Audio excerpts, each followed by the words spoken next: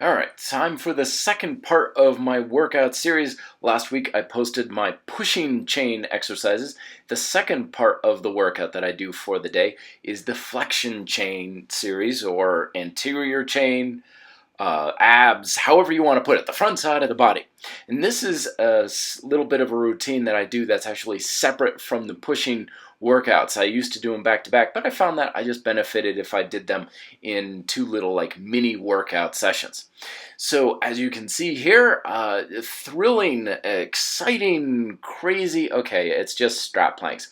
Now the reason why I'm making this kind of the main part of my flexion chain exercise is because the Misogi challenge that I did several months ago. This is the monkey bars challenge, the tactical challenge that they have. It's 5 challenges that you have to complete in 24 hours. And I attempted it, and I completed each one except for this one. This is the foot suspended plank that you have to hold for 5 minutes. And you can hold it either on your hands or your elbows, but you got to hold it continuously for 5 straight minutes. And this is the part that I did not complete, and I still am struggling to complete this one thing. So that's why I'm doing it, is I've made this the primary focal point of my abdominal training. And yeah, it's an isometric. But I'm really getting more into the isometric scene as of late. I find there's a lot of benefit to it for developing mental toughness, physical toughness, tension control, and planks are a great exercise really for the full body. I feel this in my chest, my triceps, my shoulders, my abs, my quads. In fact, the first few times that I did this, I felt like my quads were one of the limiting muscle groups.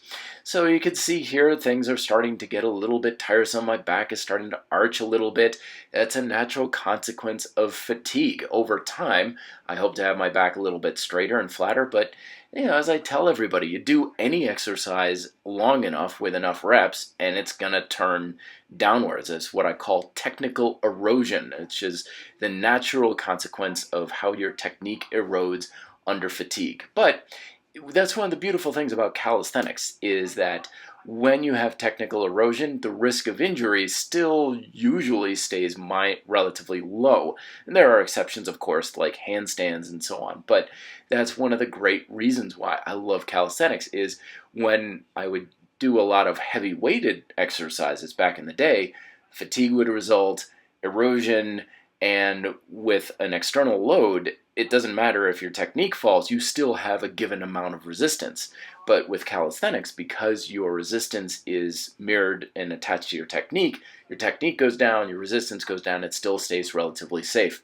So at this point, I'm hurting. You can kind of see in my shirt there, I'm really starting to shake. That's one of the great things about isometrics, is it helps you really develop a higher pain tolerance. It gets you to that point where you feel like, yeah, I'm really tired, I definitely need to stop, and then you push well beyond that. It definitely helps with the dynamic work that you can do, and keeps you mentally sharp. So coming down on the elbows, I'm trying to hold for a total of 4 minutes. I've only been able to hold 4 minutes for a couple of times.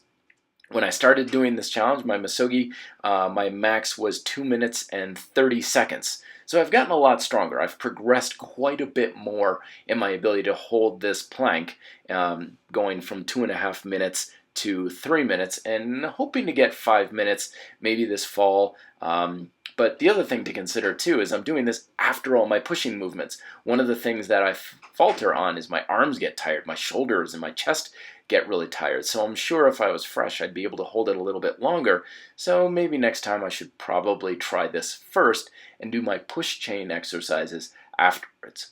So there you go. I've got a computer there that I'm using for the timer, and I'm just going to rest here for a minute. I just, shake for a little bit, catch my breath. It's amazing how cardiovascular holding a plank is. It's a total body exercise. I'll just skip ahead here. You don't need to see the full. I usually rest for about a minute and a half. I've only got 1 more minute to go to complete the whole 5 minutes. So just start to get ready. Make sure I'm in frame there. Very good. It's also very helpful for me to see the camera. I've got, of course, my phone pointed at me and I can see myself.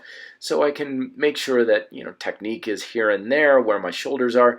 I can definitely tell I've got a little bit less back tension in this one than I did last workout. I can feel it more in my shoulders. Could be the consequence of pushing a little bit harder than I usually do in my push chain workout earlier in the day.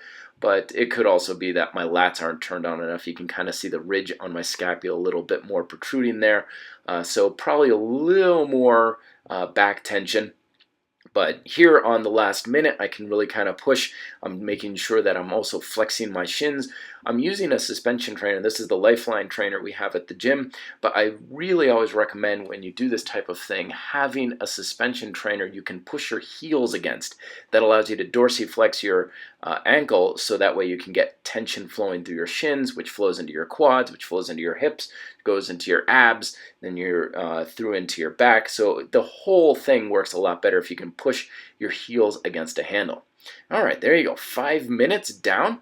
And then just for a little bit of a finisher, I got my hanging leg raises just to improve my hanging work. And this has definitely improved quite a bit over the past several weeks as well. I'm able to hang a little bit more down. I'm using my bent knees about 45 degrees. There's my buddy Mike there. I am Mike. And basically going for height. I was doing a total of 30 repetitions with one stop and break, but my range of motion wasn't very good with that. It was a quality or quantity, not quality sort of deal. So instead, what I've been trying to do here is get a little bit more of just 20 total reps. I can break it up into either 10 and 10 or 12 and 8 and go for as much height as I can. I'm finding there's a lot more abdominal tension at the very top of hanging knee raises. So I'm trying to strive for as much range as I can rather than reps, and I'm finding that produces much better results. So there you go, my anterior chain, flexion chain, core abdominal workout. Questions down below. Be fit, live free.